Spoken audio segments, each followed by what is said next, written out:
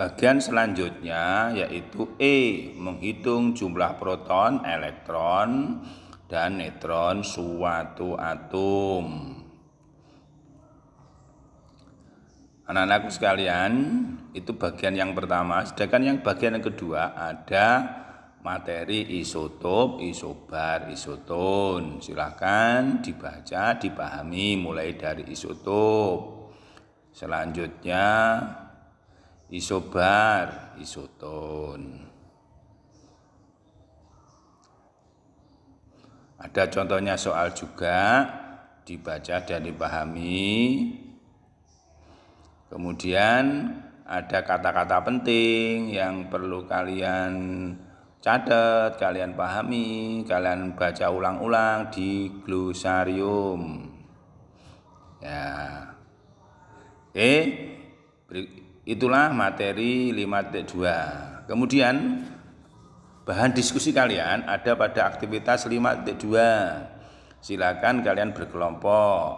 Nah, setelah kalian berkelompok, maka diskusikan materi aktivitas 2 dengan cara ya membaca dulu, diamati dulu materi tabel titik 2 ya, tabel 1 itu ada tabel, ada notasi unsur, lambang unsur, nama unsur, kemudian nomor massa, nomor atom. Nah, dari data itu ada pertanyaan yang di bagian B ya, berdasarkan gambar dan wacana mengenai ledakan pabrik kimia. Ini bisa kalian baca di buku paket ya. Maka jawablah pertanyaan ini. 1, 2 dijawab. Jawabannya ditulis di buku catatan masing-masing. Jawabannya dicari berdasarkan diskusi. Nah, ya ditulis di buku seperti biasanya. Kemudian bagian C itu merupakan bagian dari model jawaban dari B.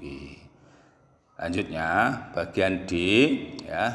Bagian D, setelah kalian bekerja secara kelompok, kemudian membaca artikel lumpur lapindo yang ada di materi buku paket, maka temukan 5 unsur yang merupakan logam tanah jarang pada artikel tersebut.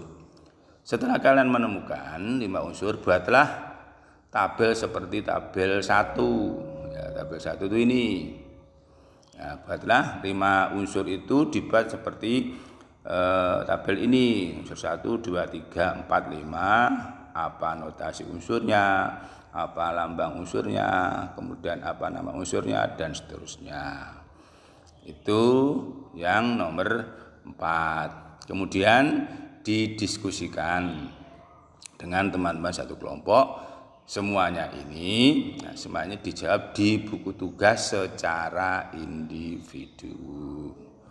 Kemudian yang E, hasil diskusi ini kamu simpulkan apa yang inti dari diskusi ini. Jangan lupa sesuai dengan tujuan pembelajaran pada pembelajaran kali ini.